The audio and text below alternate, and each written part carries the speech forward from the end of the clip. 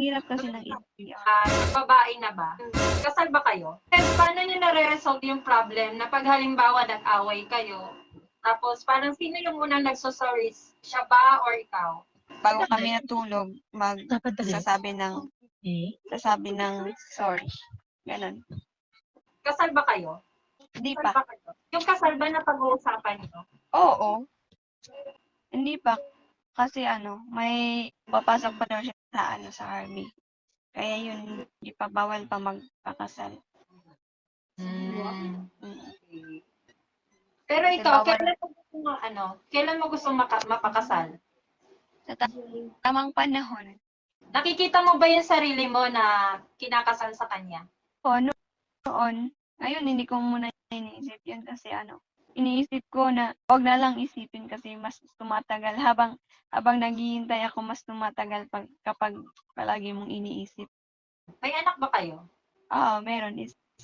Meron ka bang message sa partner mo ngayon? Sana maisip niya rin kami at magpapakabait na siya at hindi mawawala yung pagmamahal at tiwala ko sa kanya. Yun. Yung partner ba, ng babae na ba? Hindi ko alam.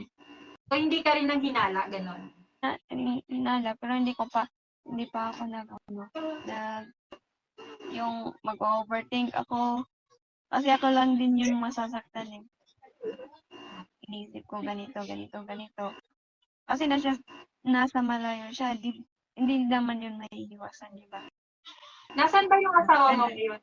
Nasa Pasig po. Anong ginagawa niya sa Pasig? Nagtatrabaho po siya. Tuwing kailan siya umuwi? Sa ngayon nga, kami, complicated. Gano'n nakatagal yung ganyan? 2 weeks. Paano yung complicated? Siya yung nag-umpisa or ikaw? Kasi wala na ako sagana kasi yun lang siyang nalalasing, ganun. Hindi mo naman maiwasan mag-isip ng ganito yung masama, di ba? Mm-hmm. Ang hirap kasi ng LDR. Kung wala kang tiwala sa partner mo, doon na yun magsasimula, di ba? Tiwala ka pa ba sa partner mo ngayon? Hindi ko alam. Complicated pa. Nag-uusap pa ba kayo hanggang ngayon? Kasi 2 weeks na, di ba, na ganyan yung situation nyo.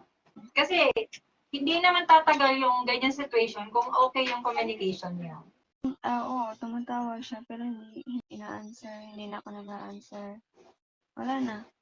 Ano pa yung pinanghahawakan mo? Bakit nandyan ka pa sa sitwasyon na yan? Like, LDR kayo, hindi na rin naman kayo masyadong nag-uusap. Do tumatawag siya, ikaw yung umiiwas. Ano yung pinanghahawakan mo?